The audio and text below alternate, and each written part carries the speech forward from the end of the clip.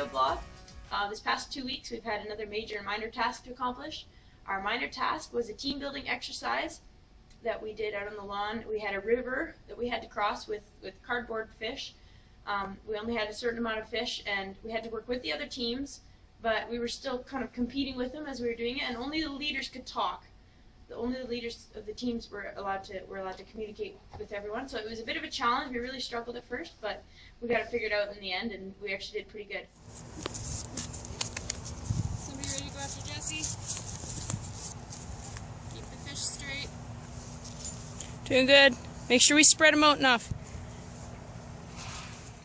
Our major task was to meet up with an SBC alumni that has been in full-time ministry since they graduated, and to hear their life story, and then to take one snippet of that one moment when they really felt God's presence and to creatively retell that part of their story.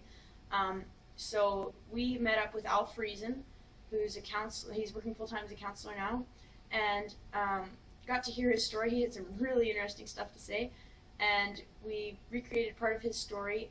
We had a lot of fun filming. We took about an hour and a half on Thursday night and pulled it together. We had to do a lot of retakes, but it was a lot of fun and I enjoyed it. ¡Ey! ¡Ey! ¡Ey! ¡No! ¡Este aquí, güey! ¡No me gusta el nombre, güey! Do you want to join us, sir? ¿Usted habla español? I don't speak Spanish. So this morning we went and visited Al Friesen in Winnipeg. He's a past SBC alumni. He majored in pastoral and counseling ministry, and he has since been involved full-time as a church planter and pastor, as well as a teacher and a counselor. He does counseling out of his home full-time right now. We got to hear a lot of really interesting stories about ways that God has used him and worked through him, and he really stressed that it was God's work, not him. It wasn't anything he had done, but what God had done through him. So that was really neat to get to talk with him. Yeah, that was really cool, and we got free devotionals, which is an added little bonus. Yeah.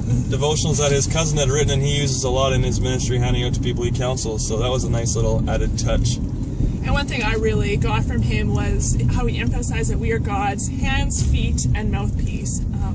We are just the instruments God uses to do his work. So I just liked that thought of it.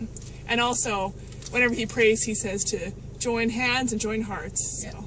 A little bit of Jesus, that. thank you for this day, thank you for the nice weather, and thank you for the opportunity we had to talk to Al Friesen this morning, and that we could have a really good talk and you could share a bunch of stories. God, I ask that you would be with us as we go through this next week and all the homework and stuff that needs to be done, that you would give us peace and help us to be able to manage the workload well and do well in everything we do as if we're working for the Lord, not for men. Amen. The biggest thing I have learned these past 2 weeks as leader was communication. When it came to the minor task, the team building exercise, communication was key. Without it, if we weren't talking, if as a leader, if I wasn't talking and throwing ideas out there and giving instructions and stuff, we couldn't get anywhere. We couldn't get anything done. And then for a major task, again, it was all about communication. I realized once we got going that I was responsible for sending out messages to the rest of my team and saying, hey, let's meet at this time and do this, and I had to communicate and say, okay, do we have this part ready for whatever, for our task, and have we covered this, and the different stuff. And so that communication was really key in getting our stuff accomplished.